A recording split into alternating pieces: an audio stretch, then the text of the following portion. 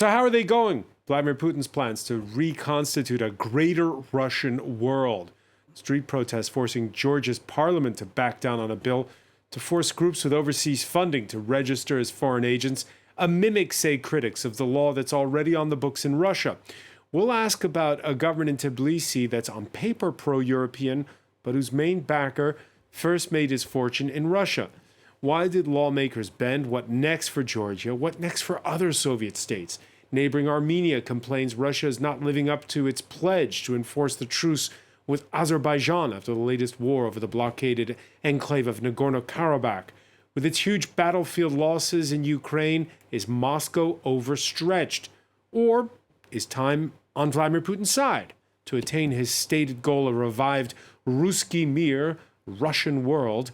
Can the master of the Kremlin bank on Russia's resources and proximity to its neighbors? Or, this time, again, has he overstretched? Today in the France 24 debate, we're looking at Georgia's pro-EU protest. Joining us from Tbilisi, he's the former mayor of the Georgian capital and ex-minister of health, Zurab Chiaberashvili, professor of politics and international relations at Ilia State University. Thank you for joining us. Thank you for having me.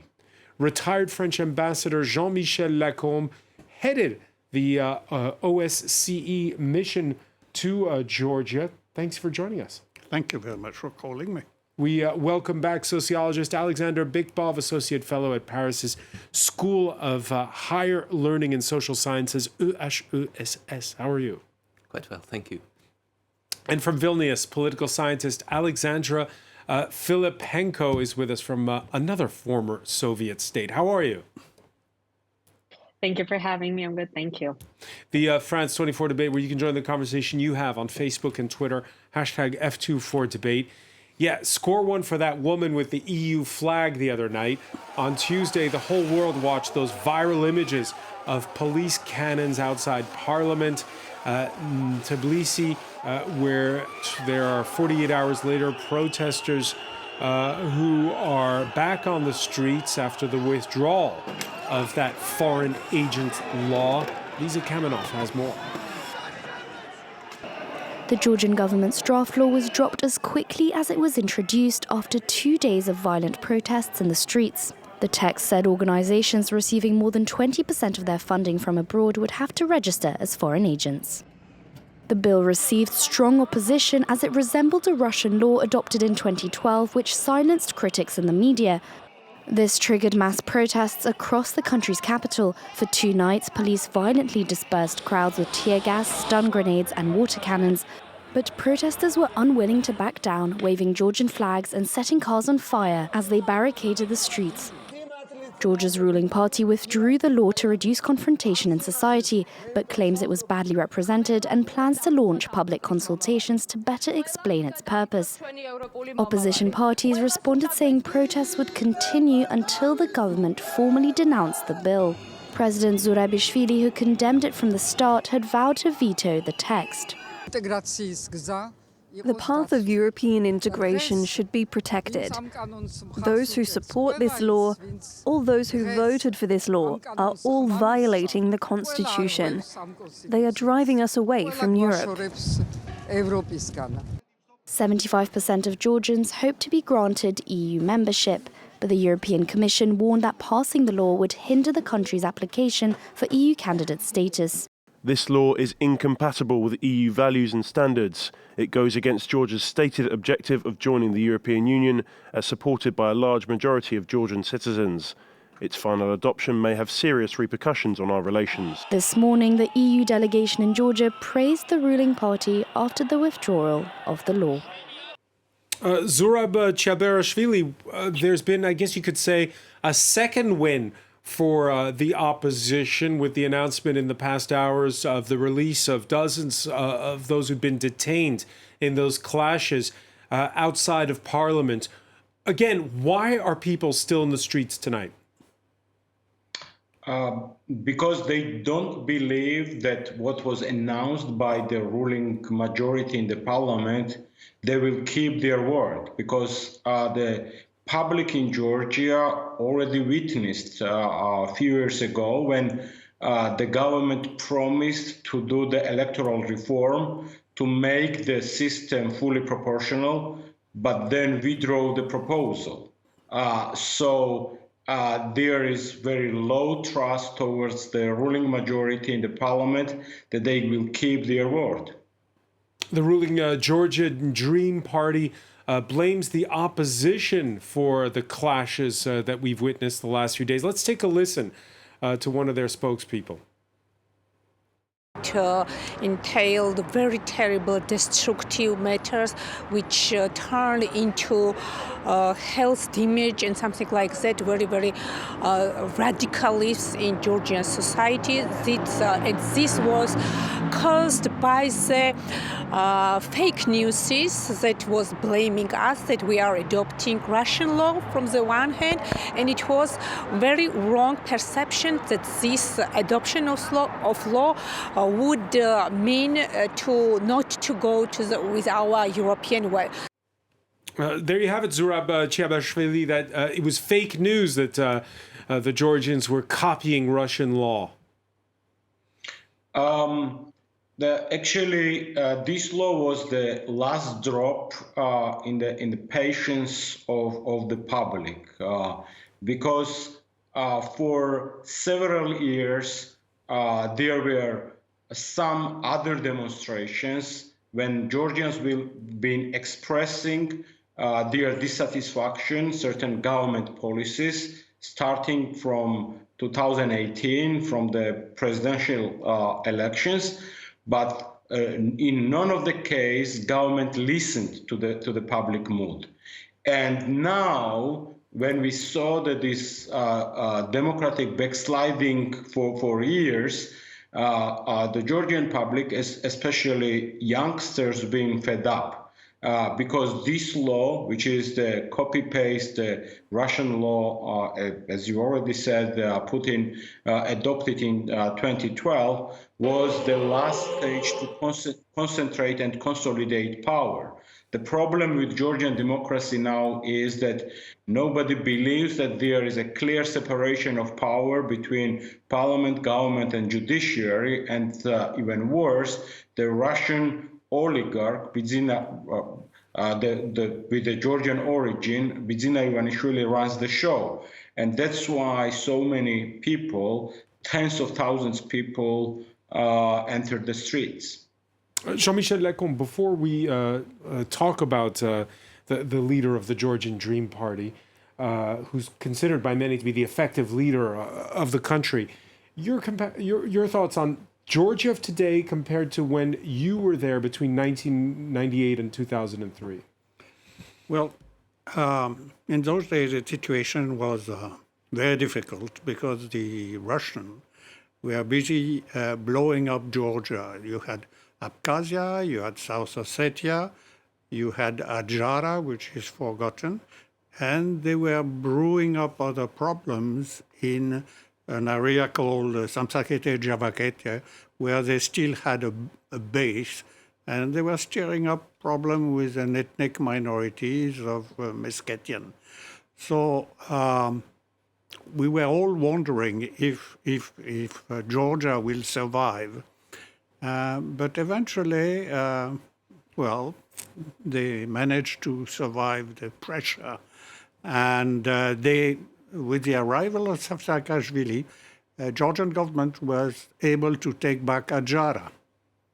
And the international community stopped that Meskhetian Turk problem in that part of Georgia. They wanted to come back. They had been deported by Stalin, and they wanted to go back in the area they had left. But when you hear Zurab Chiaberashvili talk about the backslide today of democracy there, what's your reaction? Well, it's not that bad. It is true that it is a blow because in the democratization business, NGOs and foreign foundation or local foundation or local NGO play an important part. And now, with this copy-paste, as has been said, of the Russian law, which was very efficient. A big foundation like Memorial disappeared. In Russia, yeah. Yeah, yes. And the Soros University, also in Moscow, was forbidden. But Memorial, for instance, explained to the Russian what Stalin did with the Polish elite. We were all shot, in 30,000 of them. Memorial explained all sorts of atrocities that happened. And I'm sure that the Russian population had no idea of what happened in those days. Alexander Bikbov, you heard there Zurab Chebarishvili reminding us that the law in Russia dates back to 2012. What's been the impact of that foreign agents law in Russia since? That was not a momentary impact. It was an impact which lasted during the years, and the law and the enforcement mechanisms were more and more rigid. And this is one of the points which started, I think, protests in Georgia. They just wished to prevent or to close the door absolutely to this kind of degradation of liberties. From the other point of view, not being an expert in Georgian society, but being a sociologist, I'm very curious about the mechanism of the production of this law. From what I read, and Zurab already mentioned the figure of Ivanishvili, that was a kind of interplay, quite a virulent interplay between the Georgian media, which criticized Ivanishvili before, and Ivanishvili who wished to prevent from this criticism. So I may also put a kind of doubt to the geopolitical origin of this law. It's more about the conservative oligarch who wishes to protect his power. So something like what the way that there's been criticism of Poland's government for... This is what I wish to say. It's quite an international story. Maybe we put it in a broader context of Poland, of Hungary, and of Russia, also of Belarus, where the law was implemented before Russia. So maybe it's a more general process from which the Georgian liberal and democratic opposition wishes to protect the society. All right, the leader, and you've mentioned him, Zurab Chebarishvili's mentioned him, the leader of the Georgian Dream Party. He's had quite a run after the breakup of the Soviet Union. Bidzina Inashvili started out selling computers, and then he went into finance. He emerged as one of the 7 oligarchs who bankrolled Boris Yeltsin's 1996 re-election as Russian president. He returned to Georgia and, chronicles our correspondent Régis Janté, entered politics in 2011, officially as a pro-European, but who calls for dialogue with the Kremlin and who, according to Régis, consistently cultivates ambiguity in his words and in his actions. Alexandra Filipenko, when you see Ivanishvili's role and you see the role of oligarchs either close to the Kremlin or not close to the Kremlin in places like Ukraine, what are your thoughts? Well, this is very concerning, of course, especially when those oligarchs have close ties to the Kremlin and when they have close ties to current Russian regime, because it seems that the current regime is more, it reminds me more of let's say, a gang, not a political institution. So everyone knows how those mafia, let's say, institutions, if we could put it this way, how they work. They always have something on everyone who is connected to them. So it seems that the Kremlin now has something on all oligarchs who are now living in different countries like Georgia or even Moldova and Ukraine. So they might, this is the danger, I think, this close connection and the crucial difference that Georgia has with Russia is that Georgians are fighting for their freedom. They're fighting for democracy. And of course, the memories of 2008, of the war with Russia, of August 2008 war, are vivid.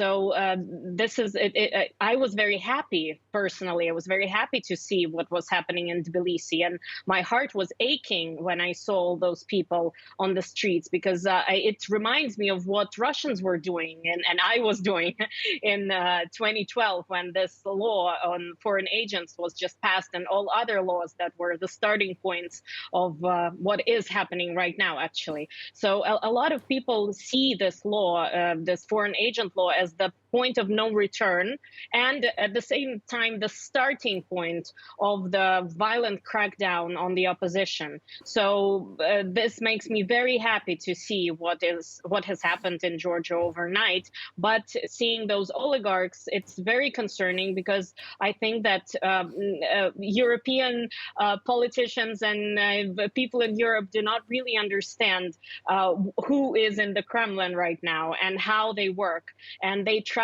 to extrapolate and see these people as politicians, as traditional politicians, but it's rather, I think, more correct to look at it as a mafia structure. So that is why those oligarchs, I think, is a big danger. Well, the predecessor of Ukraine's president, he's not pro-Kremlin, but he too was is an oligarch, Petro Poroshenko. He a billionaire businessman. What's the difference? Well, the difference is, first of all, in the people.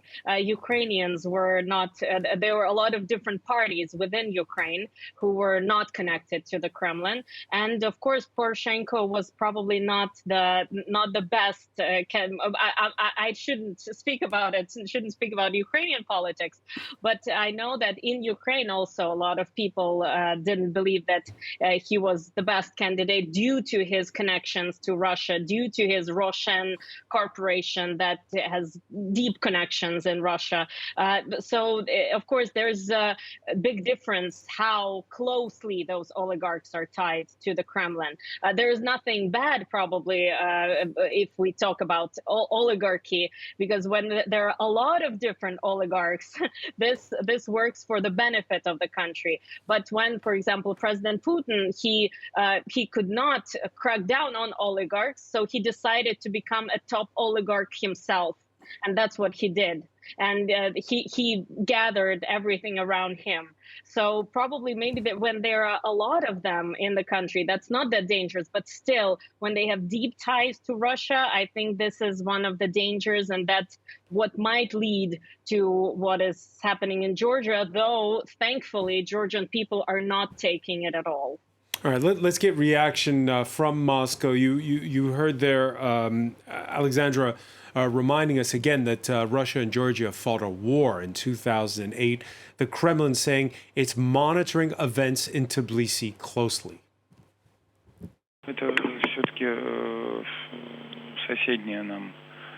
This is our neighbouring country, after all, and although we don't actually maintain relations with Georgia, we are certainly concerned about the situation there. It is definitely important to us that there is calm along our borders, and the current situation there leaves much to be desired.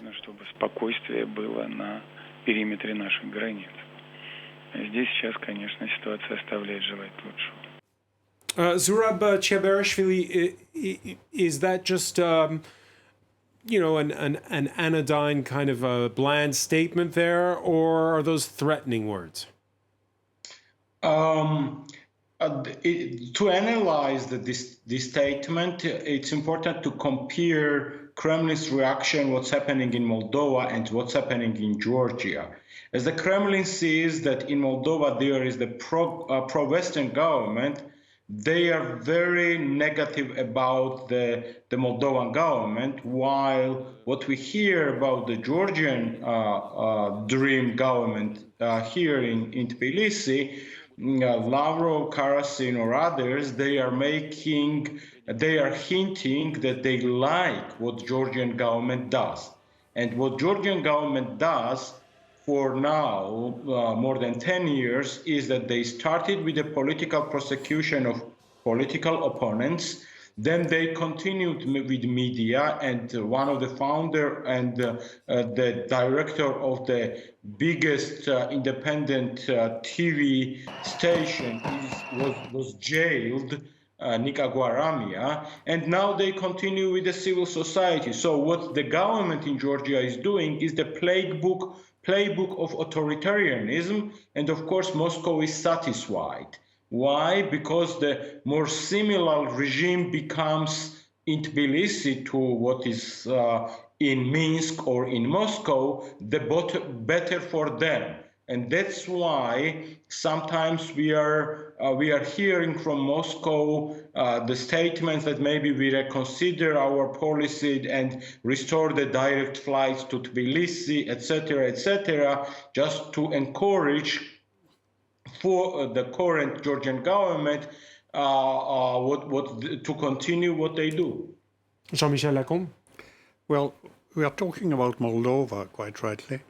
But let's not forget, from the Russian point of view, Transnistria, which is a slice of Moldova in between Ukraine and Moldova. And this is what the Russians are watching very carefully, because Transnistria is not a country, it's a huge Russian barrack. And yeah, we're looking at a map there Yes. of Transnistria. And by the way, this very Thursday, we had claims of a foiled plot. The breakaway government there claiming that there was an attempt to assassinate its Russian-backed president. And they claim several arrests. They blame Ukraine. And there's this fear of a second front. well, yes, the general, what everybody is fearing is that the Russian army is interested in Odessa to close all access to the sea, but also to join Transnistria, which is, and Transnistria, the Russian would be certainly very upset if the local government, sort of government, is change, as there is a regime change, and a pro-Ukrainian or pro-Moldovan government is installed in that little tranche of country, slice of country. It's a bit of Moldova. Well, let me put this then to Zurab Cherabeshvili. Listening to what Ambassador Lacombe is saying there, are there many people in Georgia who say to themselves, well, we're not pro-Moscow, we're pro-EU, but we don't want the kind of trouble that Moldovans are having right now. We remember the war. Let's not provoke the Kremlin. Yes, this is the argument what the current Georgian government tries to play, that saying that if Georgia aligns itself to the Western countries, to Ukraine, and express solidarity to Ukraine and what the West does for Ukraine, that may lead to the situation when Georgia is in trouble with Moscow. And therefore, the government of Georgia argues that we are for peace, and we are keeping by doing this peace. What the part of the Georgians are worried about is that may lead to the situation when Georgia becomes more and more dependent on Russia, and Georgia is becoming, because, for example, Russia was number 4th or 8th as the 5th or as a trading partner with Georgia. Now Russia is second and leading to the first. Why is that? Place, which makes Georgia dependent on Russia. And if one day Kremlin loses war in Ukraine, then for the face saving, Georgia may appear the next target. And therefore, whether this kind of peace is sustainable, this is the question mark the Georgians have. Right now, there are a lot of Russians in Tbilisi, but they're not the ones who support Vladimir Putin, Alexander Bikbov. For sure, even if for Georgian society it's a real problem, and the debate, as far as I know, was also turning around the question if these Russians may be the base of the military uprising or A fifth paramilitary. column or something? Sorry? A fifth column? Something like that. I'm not sure that the terminology is correct for the Georgian debate, but still it's true that there is an obsession with the territory in Kremlin today. And as I was saying previously, this is a kind of switch from the slogans of productivity to the slogans of territory.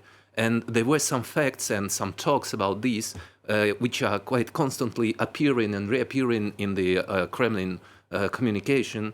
And I would like to mention one episode which is obscured now in this flux of events, which started on the 24th of February. But in March, the Security Council, the Russian Security Council, rendered to Grozny, to the capital of Chechnya, to hold an assembly. And during this assembly, one of the points which was pronounced by the Chechenian boss was the idea to construct a railway line through the mountains direct from Chechnya to Georgia in March 2022. It was quite frightening. Fortunately, the economic amount of resources needed for such a construction is exorbitant, and so quite irrealistically realizable in the war conditions. But still, there are some pulsions, there are some intentions. So I can quite understand the level of debate about the Russian population, which side it would take in the case of heating up the situation. Yeah, another precinct heard from this Thursday is Ukraine itself and its president, Volodymyr Zelensky. I want to thank everyone who held Ukrainian flags in the squares and streets of Georgia these days. I want to thank you for our national anthem, which was played in Tbilisi. This is respect for Ukraine, and I want to express my sincere respect for Georgia. There is no such Ukrainian who would not wish success to our friendly Georgia, democratic success, European success. So Alexandra Filipenko, obviously everyone projects, and very effective communicator, the Ukrainian president. And for people who don't follow Georgian politics very carefully, they look at the images of the last 36 to 48 or 72 hours and they say, oh, it's another Maidan moment, like that uprising when Ukraine's then president turned down at the last minute a treaty with the EU. Exactly. It all reminds of that. And of course, it reminds of the Revolution of Roses and everything that's been happening when Georgia was moving away politically from Moscow.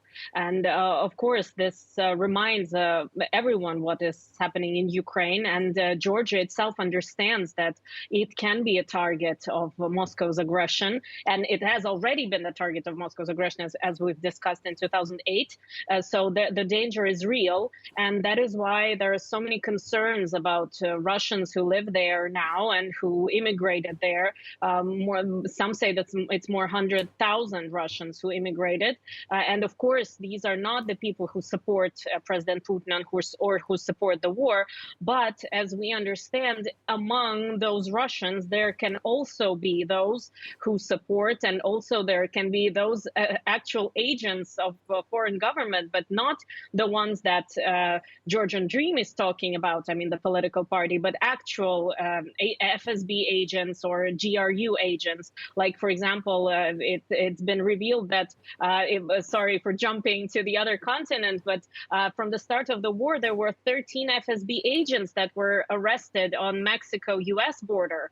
They were trying to say that they are journalists from Russia and they might go to prison if they come back to Russia, but actually they were the FSB agents. So if there are FSB agents on the border between Mexico and the United States, we can imagine how many of them might might be coming to Georgia when Russians don't need a visa to go to Georgia. So, of course, the concerns of Georgian government are absolutely understandable, although I myself, as a Russian who is in opposition to President Putin, my hearts are with those Russians who immigrated because of the war and the opposition to the Kremlin.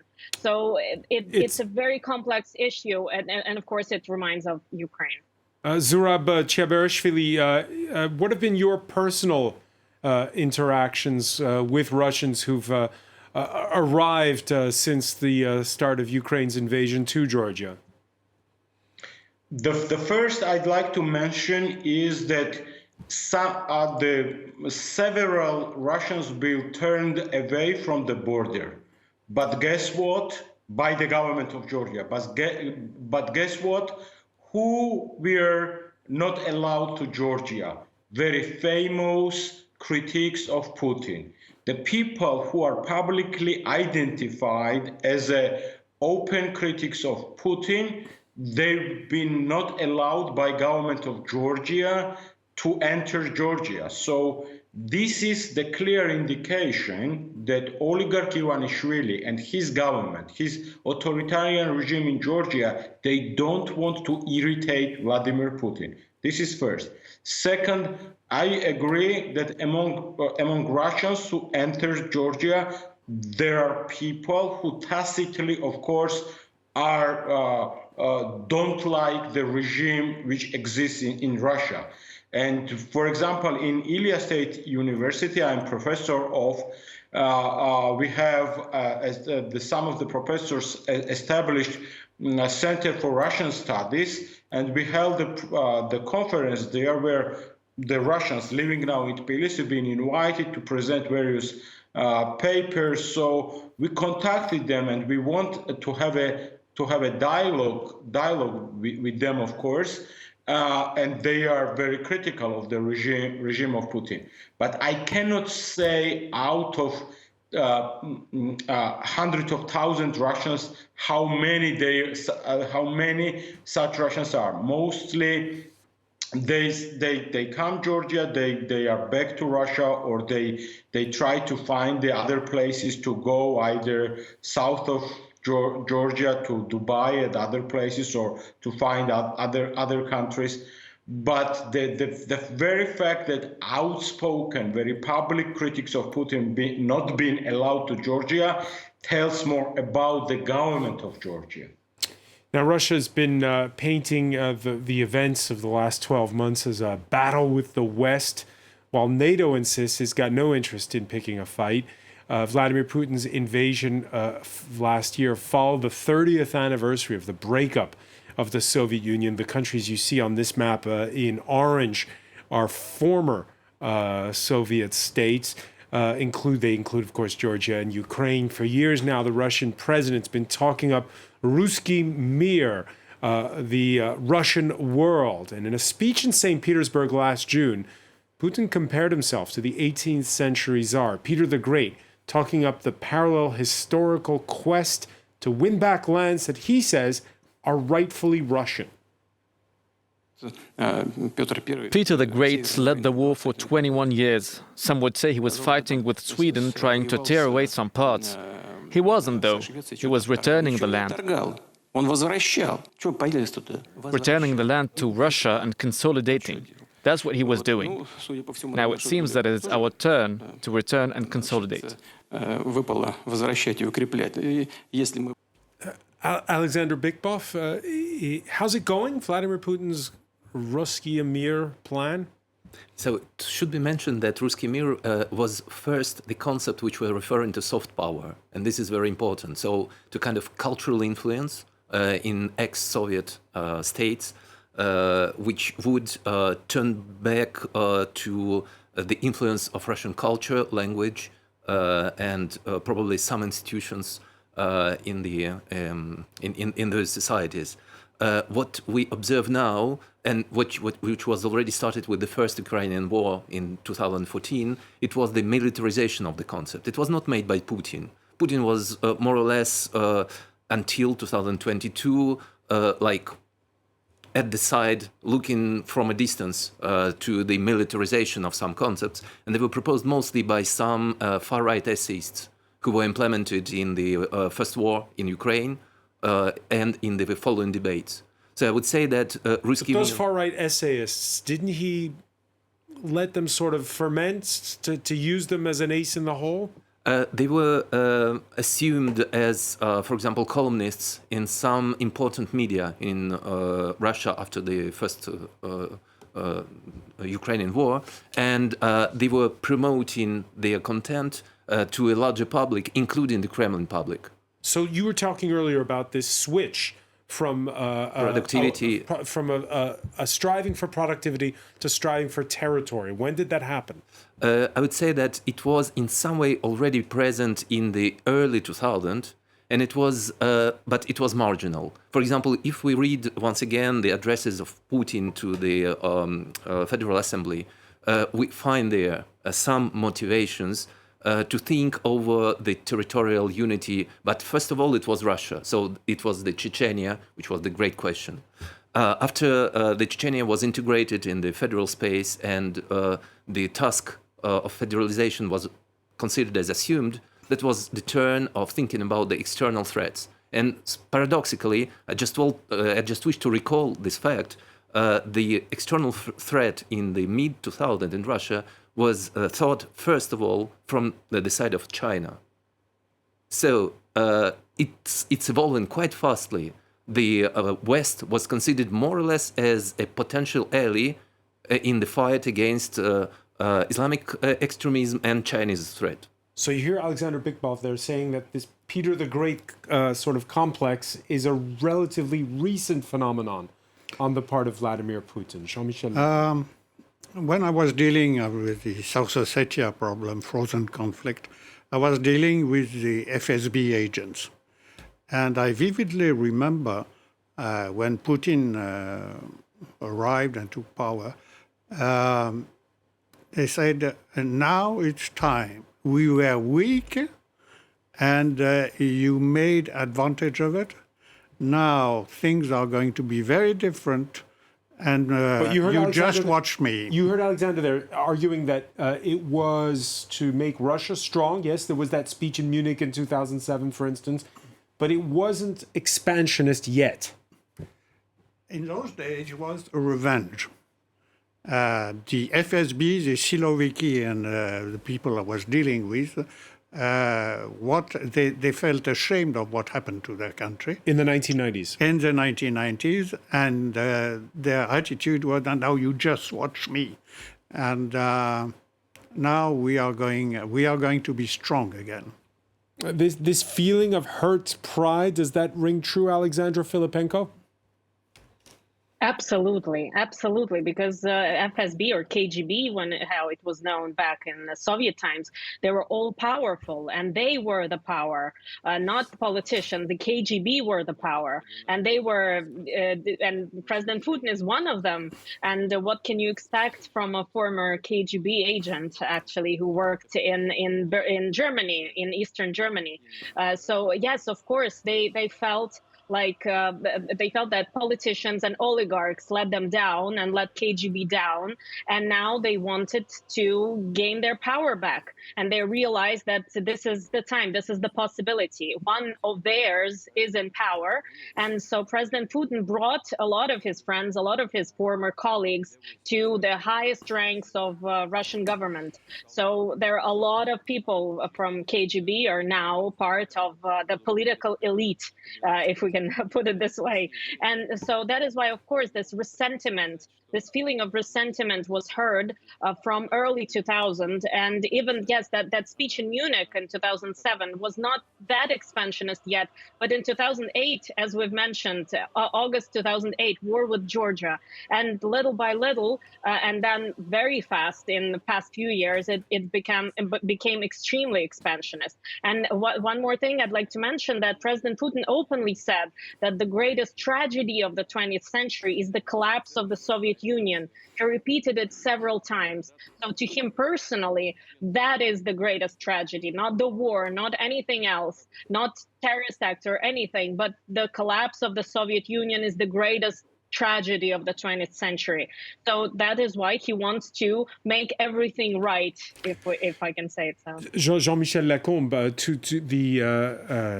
when you look, though, at when you were talking about it 24 hours ago on the set, despite the fact that there had been that war with Georgia in 2008, they still signed on the dotted line for Nord Stream 2 in 2011, the gas pipeline in the North Sea. Angela Merkel, Gerhard Schroeder, François Fillon, the then French Prime Minister, was there. Russia was still part of the G8. These warning signs, did you see them? I can almost imagine what my former FSB interlocutor would say now, is that we don't want American paratroopers in Ukraine 600 kilometers away from Moscow. Second, Belarus is wobbly. Now we have to act.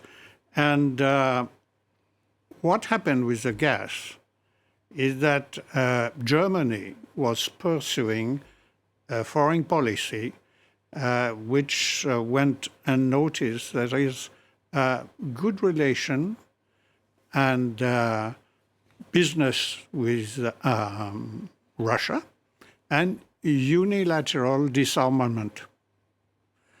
And now they are waking up and... but again, the French Prime Minister was at that signing as well. The French were following what the Germans were suggesting, yes.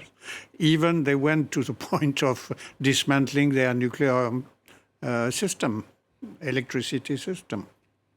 When you look back, Zurab Cherbashvili, the West, which took a while to come around, right? After the war with Georgia, after the annexation of Crimea, it really is only a year ago. Actually Putin in February 2008, after Kosovo declared unilateral independence, the next day Putin said to the West that you are punishing my Serbs, I will punish your Georgians. So this was his words that time, and already in February, of course, 1 year after the Munich speech, we knew that war becomes imminent, and for entire spring, summer, we've been telling to our Western partners that please help us to stop the war. Even worse, when war happened anyway, the Putin did not pay price, and that's why he was emboldened. He went to Syria in 2014, he went to Ukraine, and then after years of not paying price again, this is what's happening for the last 1 year in Ukraine, full-scale invasion. So that's why it was, and now it is important. Fortunately, now West is awakened, and now I have big hope that with the help of the West, Ukraine will restore its territorial integrity and sovereignty. But coming back to the case of Georgia in this regard, it's important that the West also pays attention what's happening in Georgia, in the region of Caucasus and Central Asia, which Russia still considers its backyard and tries to use these countries on the line of its borders to escape sanctions. So that's why the question of secondary sanctions, meaning that to prevent Russia to violate the already existing sanctions, it's very important that the West has to pay attention to that Pay attention issue. to that. Before we go, a figure, according to the Washington Post newspaper, more than 500,000 Russian citizens have fled their country since the start of the war. And they say that's a conservative estimate. It might be double that. 500,000, including you, Alexandra. Your thoughts on where it all leaves, again, that plan for a Russian world if the best and the brightest like yourself are leaving? Oh, well, thank you very much. But yes, the Russian society in exile actually is in exile. The young people, the entrepreneurs, IT specialists, and people with their own businesses, they're all leaving Russia. I have just a few people, I think, a few friends who are still in Russia, and almost everyone who has and can do something on their own and create something, they are trying to leave because they see no future. Although we know that some political systems can collapse very fast. And if we come back to, for example, 1989 and talk to someone from the Soviet Union, he would never have ever believe that something like 1991 and the collapse of the Soviet Union could happen. So those forcefully depoliticized societies can become politicized very fast. So I think, again, this is the example of the Soviet Union. So it's hard to say what's ahead of us, but I know that there are a lot of people in Russia, within Russia, who are opposing the regime, but that they have to keep quiet because otherwise they would just go to prison, because now there are Stalinist sentences to stop this kind of, let's say, guerrilla warfare or any forms of opposition to the Kremlin. So it's very difficult to say what's ahead. But first of all, I hope that Ukraine wins and Georgia stands and all the independent states stand and they can withstand the pressure from the Kremlin. And we'll see what happens inside Russia. It's very difficult to predict. The future is unwritten. Alexandra Filipenko, I want to thank you so much for joining us from Vilnius. Zurab Chiarbershvili in Tbilisi. Alexander Bikbov, Ambassador Lacombe, thank you for being with us here in the France 24 debate.